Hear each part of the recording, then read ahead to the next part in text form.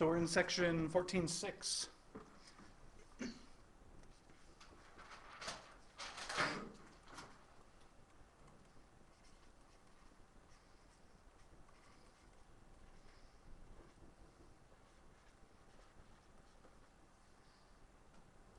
we're just going to extend what we've talked about with double integrals to triple integrals. Use a similar procedure to what we've done to define a double integral, use that to define a triple integral. So we have some function f of x, y, and z, and we're assuming that it is continuous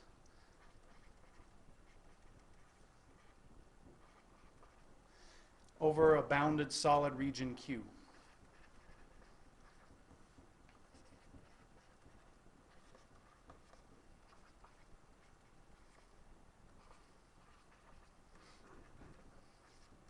So if we have a picture here of what we're talking about, here are our axes.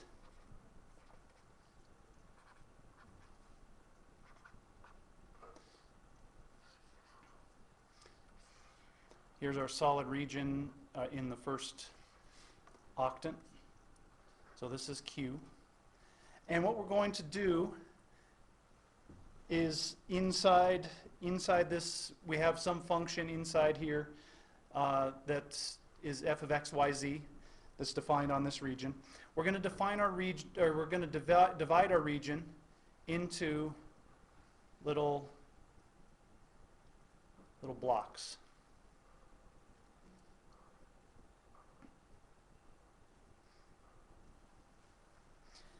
And we're going to call this, so this side is delta z sub I for the ith little block, delta y sub I,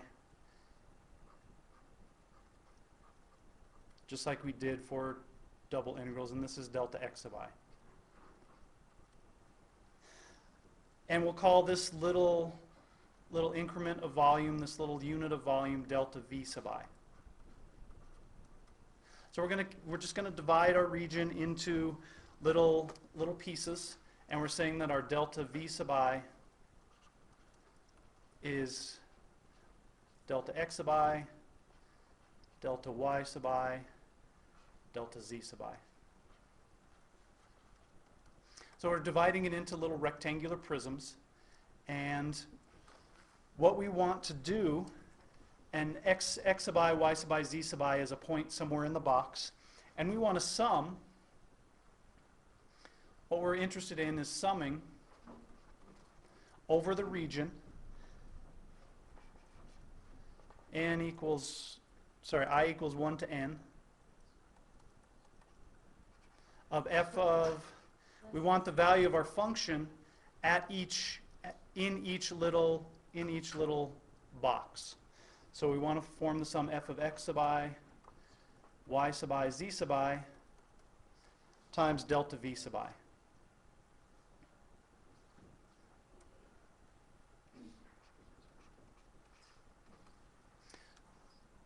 So we're just taking the value of the function f of x, y, z in that little box, multiplying it by the volume of that little box, and we're summing over the entire region. And we want to take the limit as delta x sub I, delta y sub I, and delta z sub I go to 0.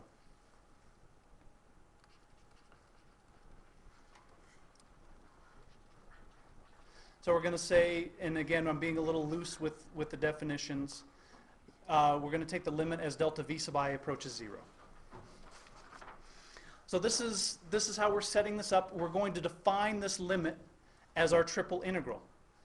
So we're finding the value of the function in each little box, and we're summing that over the region. So we're going to define that as our triple integral. So we're going to define, and like one of my professors said, I think I said this before, when you make it your definition, they can't touch you, as long as your definition is consistent. So we're going to define our triple integral over our region of f of x, y, z dv. That equals the limit as delta v approaches 0 of our sum.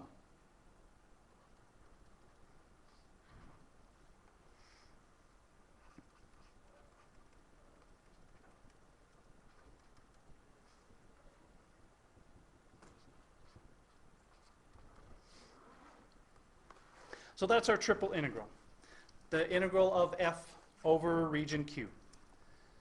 If we're looking for the volume of the region,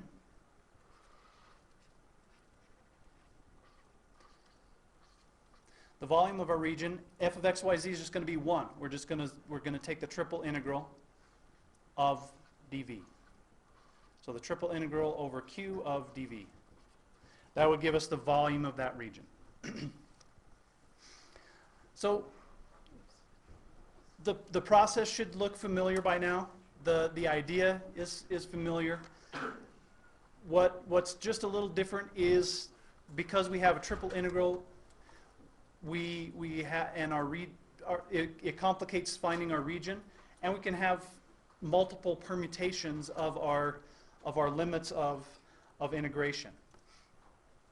If we have simple regions that can be divided into little prisms easily, we evaluate the triple integrals just like we did double integrals. And in rectangular coordinates, so if we're looking at rectangular coordinates, usually dv is some permutation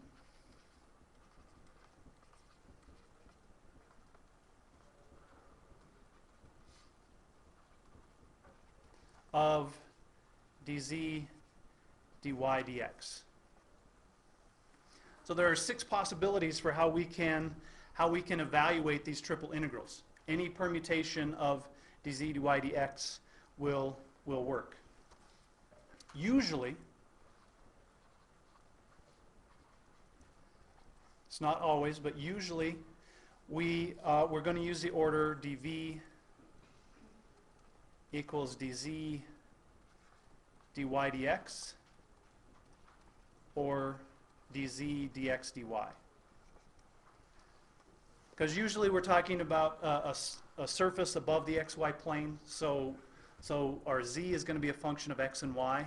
So we can think of z as our height above the plane, and then dx, dy, or dy, dx is our region in the xy plane, just like we used for double integrals. And we evaluate triple integrals just like we evaluated double integrals. We evaluate them as iterated integrals.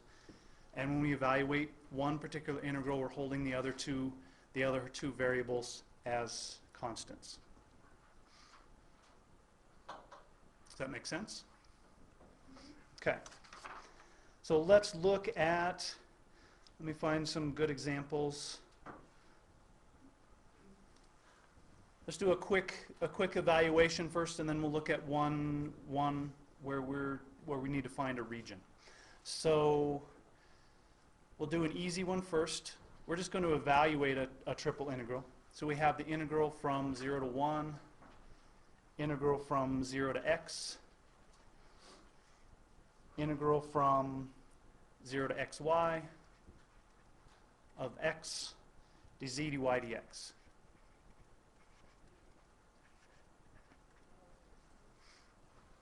So we're just going to evaluate this. So our first integral, when we integrate x with respect to z, we just get, this is equal to the integral 0 to 1, integral 0 to x of xz, evaluated on 0 to xy. And this, when we're doing triple integrals, it can be helpful to label your limits, to remember what your limits are. So this is z equals. I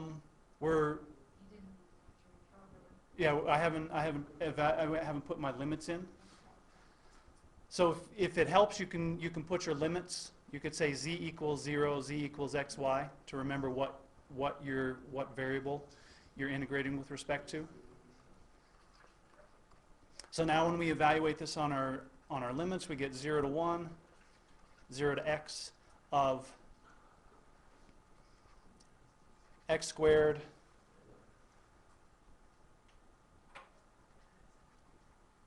y. This should be dy dx.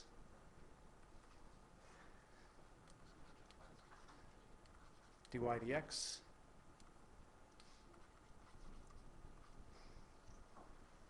And then when we do our second integral, we just get 0 to 1, and we're evaluating with respect to y, so we get x squared y squared over 2, evaluated on 0 to x dx.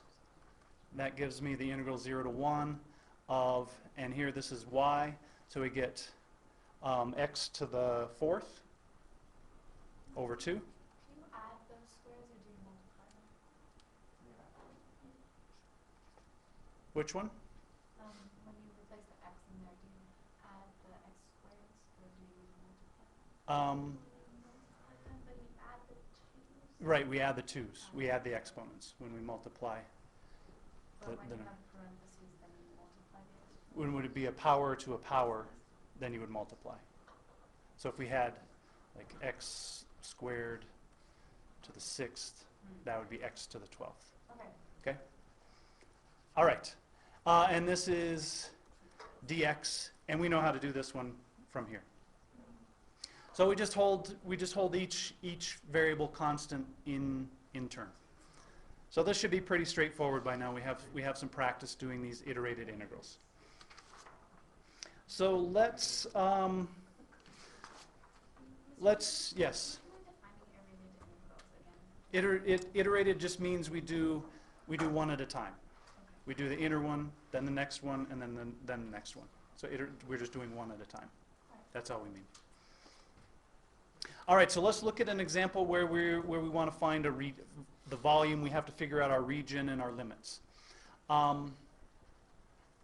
So we want to find the volume.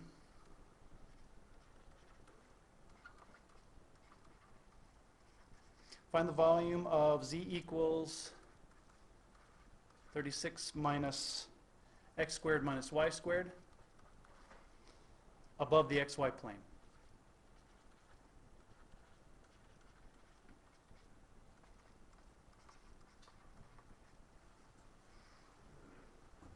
So we need to figure out what the region is we're talking about. So let's make a sketch.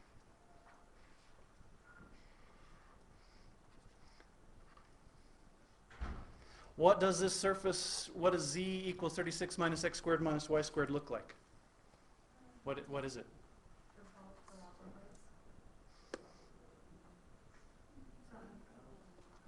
What is it? Is it a hyperbola? Yeah, it's a cone. Circle, cone. It's a cone. Let's use our what we've done in the past.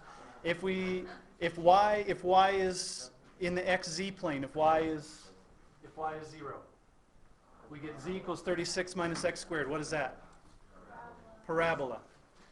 And where does it intersect the z-axis? 6. And then it goes down. So it's an upside down. It's an upside down parabola, and it intersects the z-axis where? 6.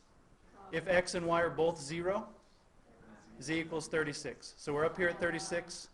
We get a parabola Why isn't it 6? because if x and y are both 0, z equals 36.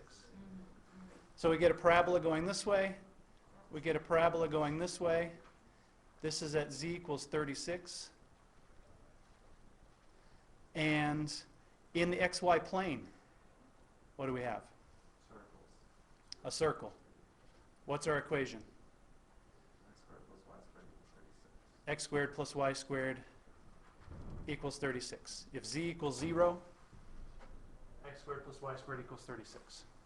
All right, so we can set up our, and this is a quarter of the region. So our volume equals the integral, 4 times the integral. I'm just going to do the integral for this in this in this Why octant? 4 times? Because it's symmetrical about the z-axis, so my circle would go all the way around. So I'm just looking at this in the first quadrant here. Why are you doing it underneath as well? Oh, above the camera. Right. So we're going to set up our triple integral. Z equals, what are my limits on z? 0 to, 30. that would be at the z-axis. So if I'm over here, where does z go from 0 to the surface, right? Sure. Z equals 36 minus x squared minus y squared. So my z is going to vary from the xy plane up to my surface. Y is going to vary from 0 to what? 6.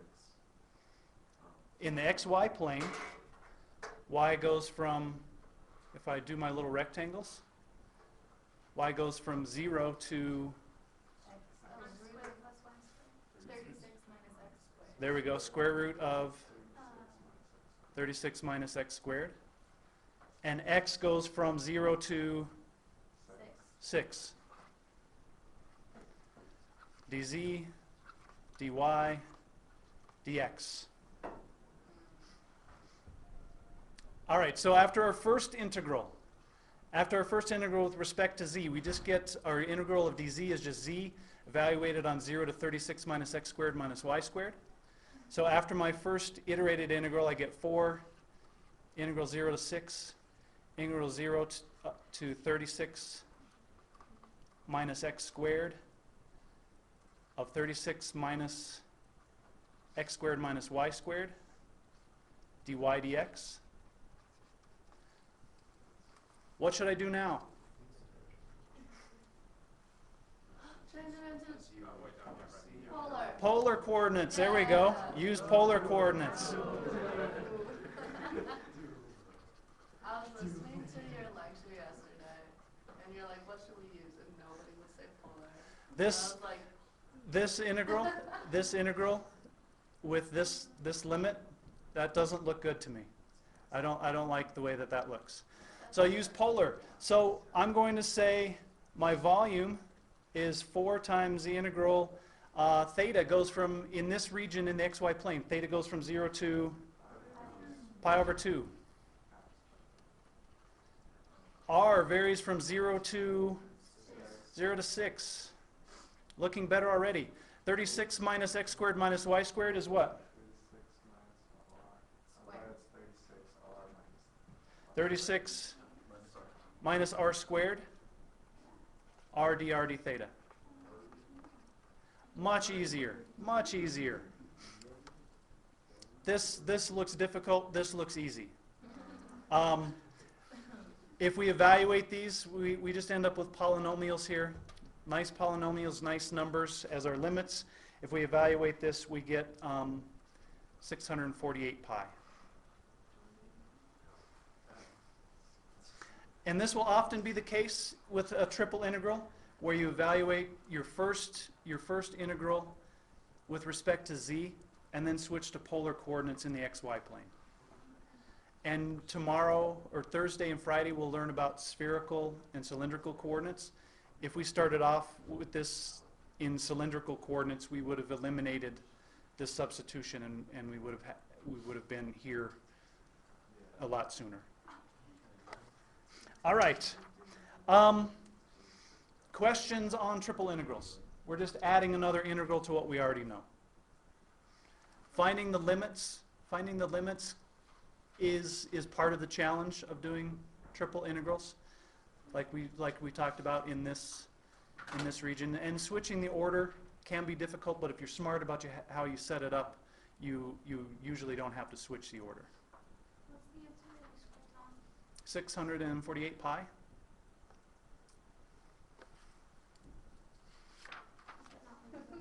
Can you multiply through it on? yeah, they did it. So we get 36 r minus r cubed.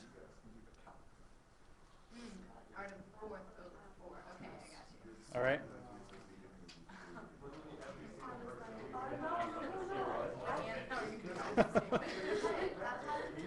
Not this hard, Ian. All right. Stick with me, guys. I want to talk about some applications now. Bless you. I don't remember that. So we're going to extend our triple integrals to what we talked about with center of mass and moments of inertia. So I'm just going to list how we extend these. I'm not going to probably won't have time to do examples of these applications. These are also listed in your book, but make sure you understand how we extend these applications. So for a triple integral, we're going to say rho of x, y, z is mass per unit volume. So for planar lamina, our rho of xy was the mass per unit area. So here we're going to say that rho is mass per unit volume. So our mass using a triple integral is going to be the triple integral over our region of rho dv. And our moments, our first moments,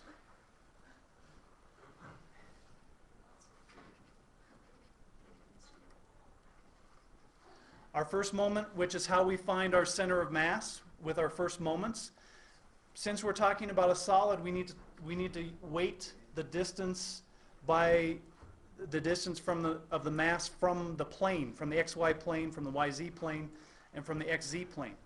So we call our moments with a triple integral, the moment about the yz plane is a triple integral over our region of x rho dv. X is a distance from the yz plane. And this is, again, about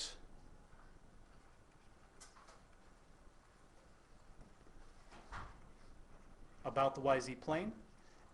So we're going to have three moments. The moment about the xz plane is the triple integral over our region of y rho dv. And our moment about which one are we missing? xy is a triple integral of z rho dv. And our center of mass is, our x center of mass is m yz over m.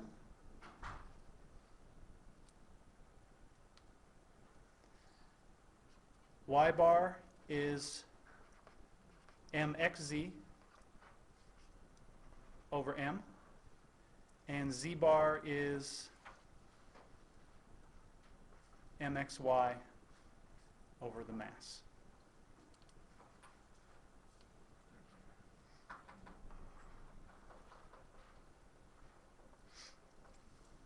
So very similar to what we did with double integrals, but now we talk about our distance from a plane.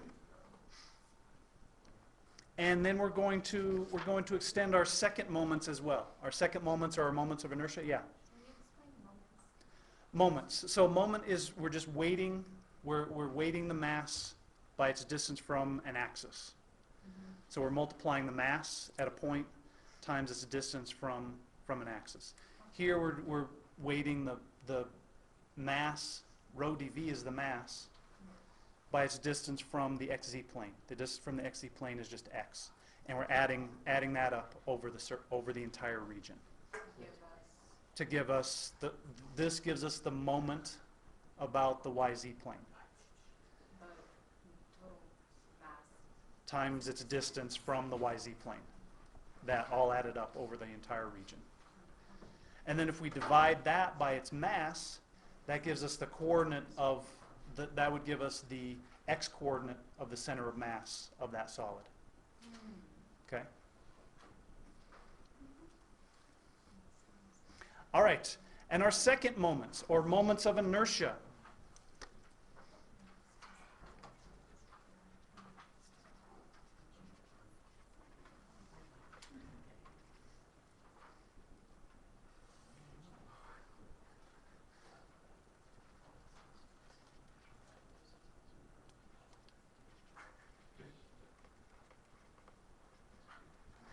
And our second moment means we're weighting the mass by the square of its distance from an axis.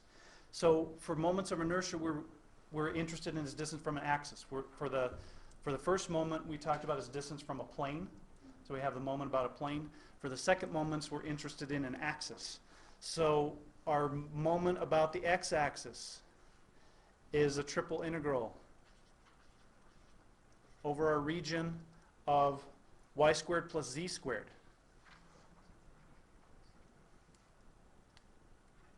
That's the distance of the mass from the x-axis of rho dv.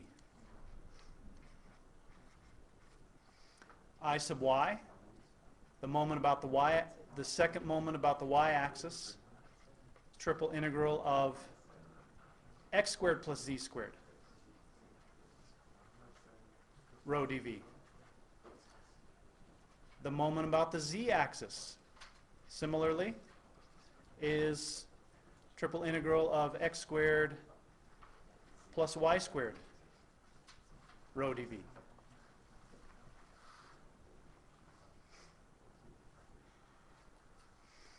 We can also define the moment about a plane, which is usually a little easier to find. The moment about the xy plane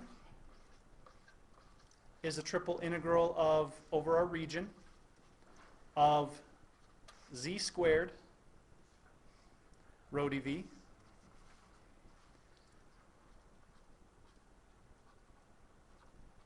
the second moment about the yz plane, triple integral of x squared rho dv, and we'll get to why we're doing this in just a second. And which one are we missing? X, y? XZ.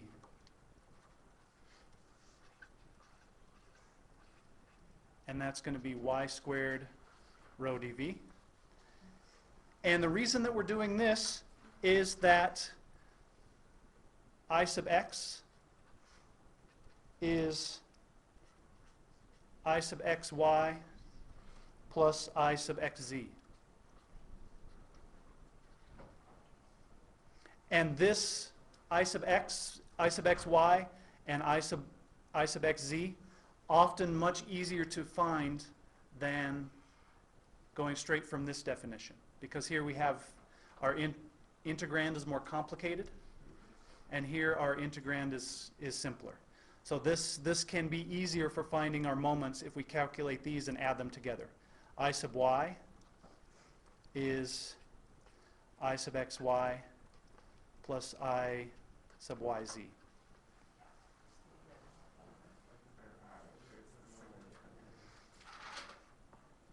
And I sub z is I sub xz plus iyz. These are easier to calculate with.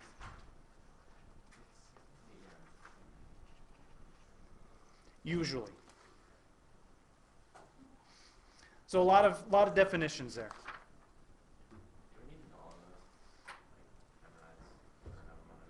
Yes.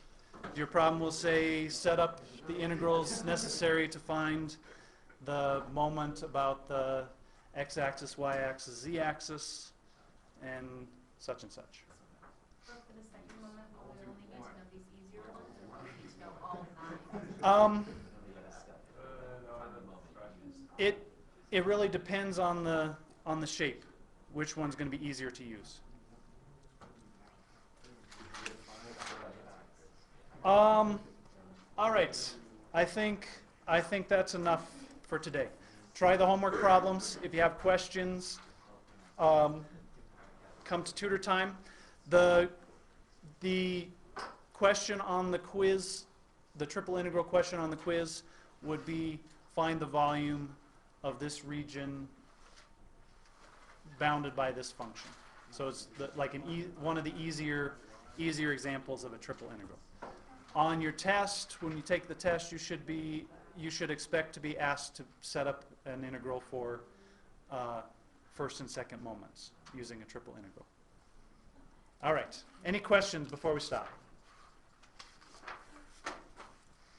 Okay. Page 1032.